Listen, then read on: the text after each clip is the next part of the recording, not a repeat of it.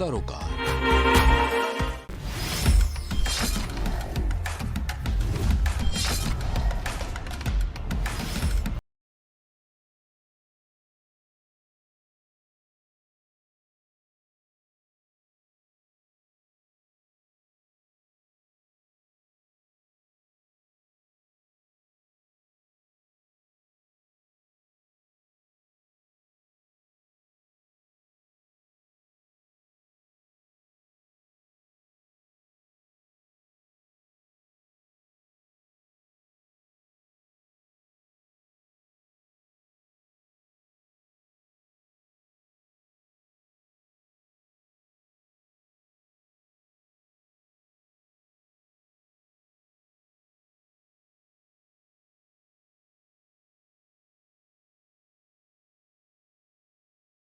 मंडल के चुनाव होंगे और इसी कड़ी में जनपद अंबेडकर नगर के नगर पंचायत इल्फातगंज में इस समय हम खड़े हैं। यहाँ पर कुछ जनता जनार्दन है, आखिर किन मुद्दों को लेकर यहाँ पर जनता की वोट करेगी, इसी पर जानकारी के लिए हमारे साथ बातचीत करने के लिए कुछ स्थानीय लोग हैं।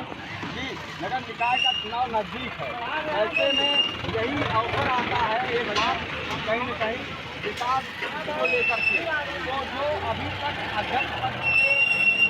अध्यक्ष पद पर थे निगम प्रतिनिधि, उनके शासनकाल में क्या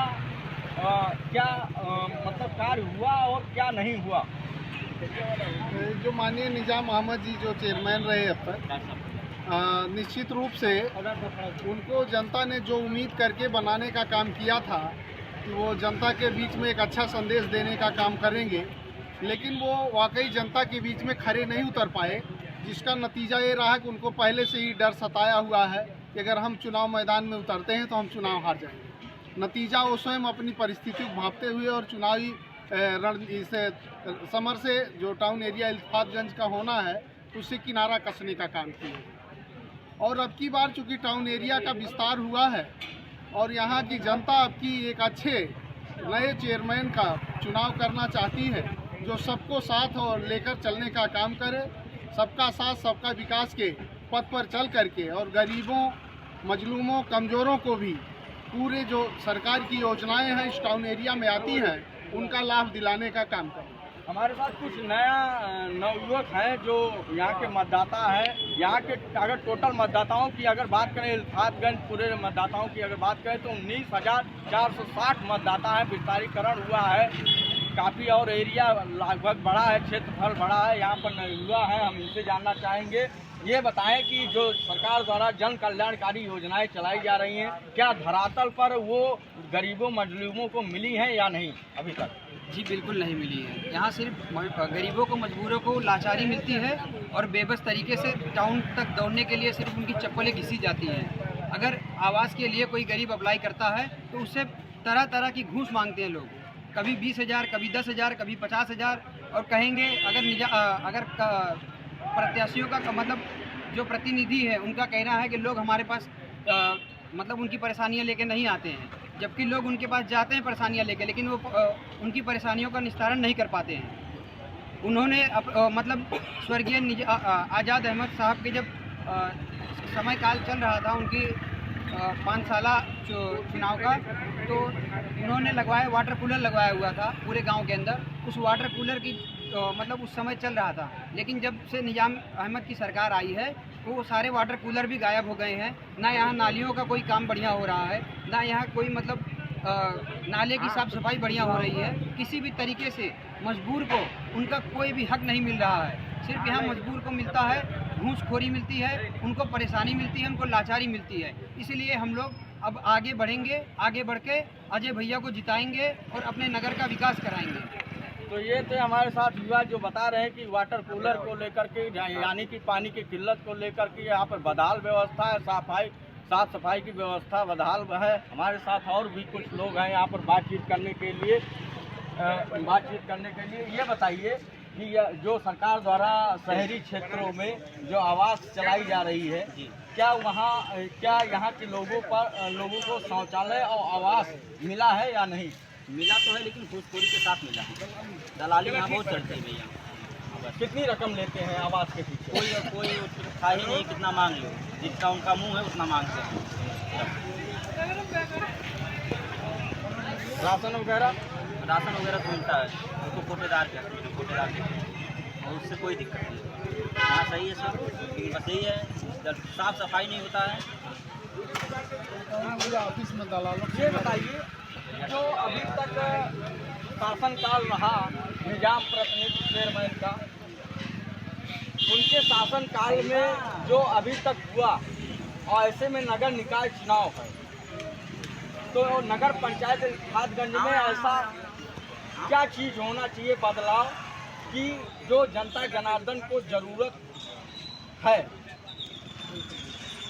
निश्चित रूप से अब नए चेयरमैन का चुनाव हो और जनता इस बात का ध्यान दे कि जो टाउन एरिया ऑफिस में दलाली का काम, कुछ नए दलाल पैदा हो गए हैं और वो कहीं आवास के नाम पर, कहीं पेंशन के नाम पर और कहीं हाउस टैक्स, ऐसे तमाम नई स्कीमों को जो फर्जी तरीके से पता करके और लोगों से पैसा वसूलने का काम करते हैं, ऐसे दलालों को खदेड़ने का काम करना है।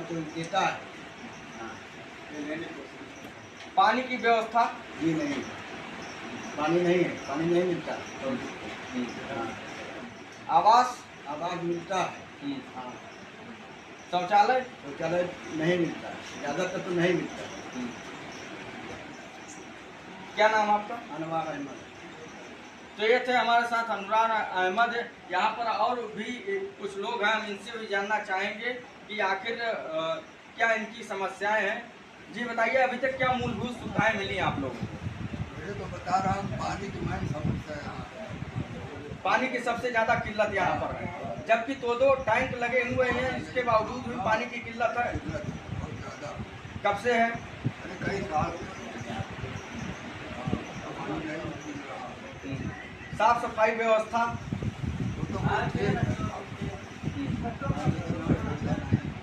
आवास शौचालय मिला है? शौचालय नहीं, आवाज तो लोगों को मिला, शौचालय नहीं।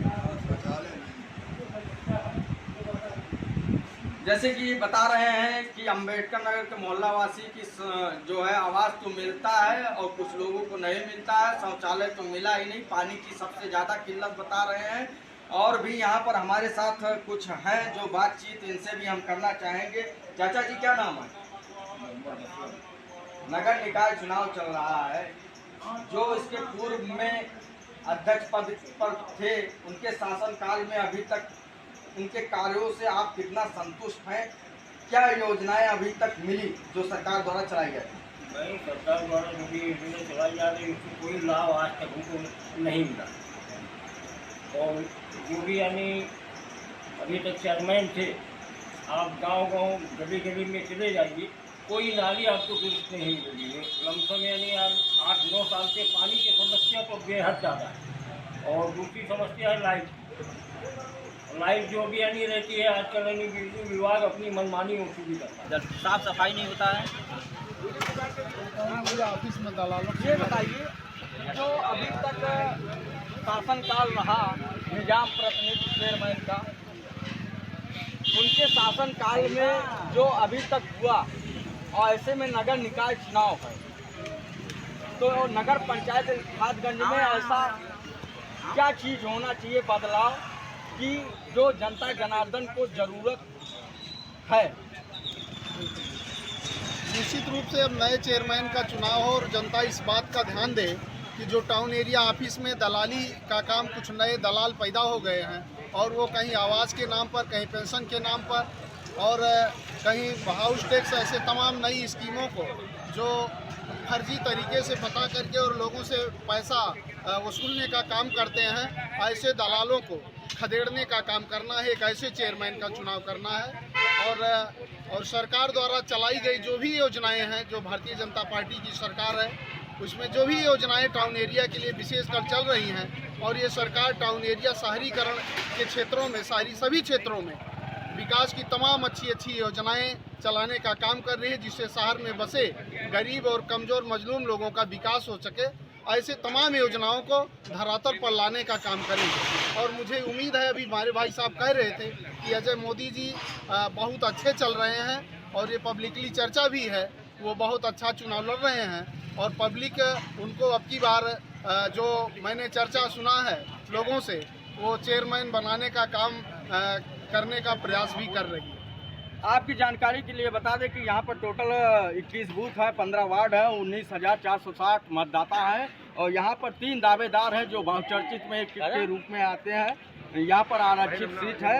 यहाँ पर नंबर 1 पर जो हमारे सर्वे के अनुसार पाया गया है समा परवीन है और नंबर 2 पर जो है रेणु देवी है यानी अजय प्रसादन की पत्नी है और नंबर 3 पर शालिनी देवी है जिनके पति प्रदीप यादव हैं जो अध्यक्ष पद के उम्मीदवार हैं। ऐसे में ये कह सकते हैं कि इल्फातगंज की जनता जनार्दन जागरूक हो चुकी है। विकास को लेकर वो कहीं न कहीं वोट अपना करेगी, मताधिकार का प्रयोग करेगी। 13 तारीख को जो नतीजा आएगा वो यह स्पष्ट करेगा कि अध्यक्ष पद का दावेदार कौन होगा, किसके सर पर ताज सजेगा। कैमरा पर्सन ज्ञान प्रकाश पांडे का राहुल पांडे, प्राइम टीवी, अम्बेडकर नगर।